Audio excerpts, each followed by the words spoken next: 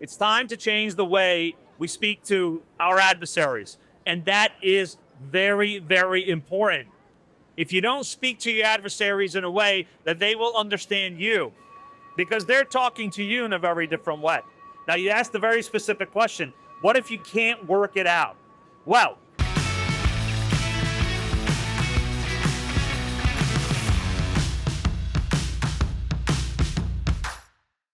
Okay, so this question is for Leo. So if you can't work it out with the bank, what are other options? well, this is my favorite part of our discussion. You have to have sharp elbows. And what do I mean by that? Having sharp elbows doesn't mean you're throwing them around with your lender.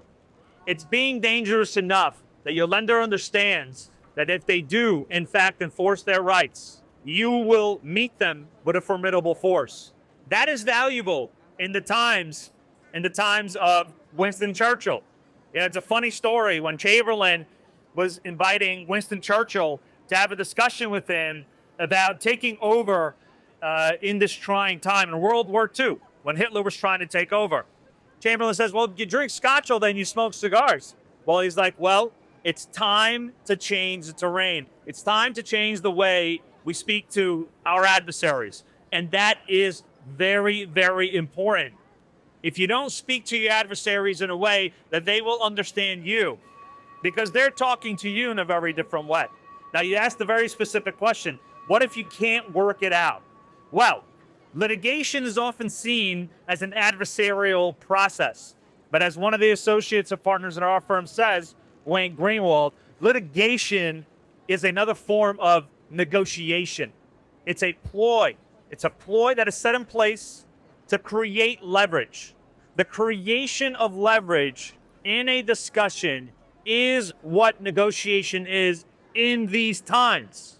It is not the times where your transactional counsel is telling you, don't worry, sign that guarantee, talk about that completion. No, no, no, not in these times. You're not going to sue your lawyer that didn't know about the asset dropping by, 50 or 60%. The value is in the strength of not only your counsel, but the way Jacob and I begin to negotiate from an offensive posture. And it is very true. The best defense is, in fact, today, the best offense. It's not going to be that way forever. It's not going to be that way forever. But today, do not listen, in my humble opinion, to the counsel that is Chamberlain counsel. You have to have a Winston Churchill behind your back because Rialto, Maverick, and I'm going to put them all on the spot, and all these other big, big lenders and private tiered lenders who are also becoming borrowers.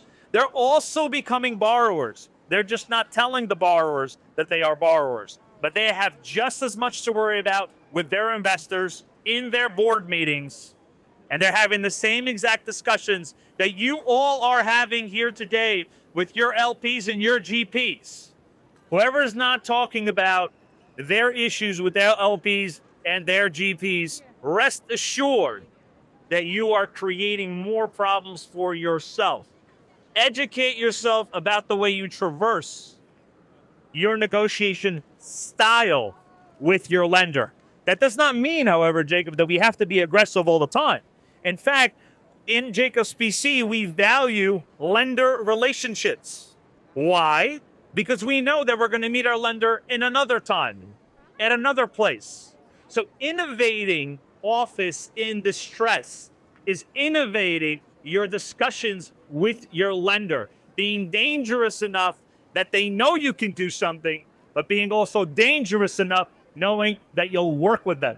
And that today is how you have a difference or make a difference in your negotiations with your lenders.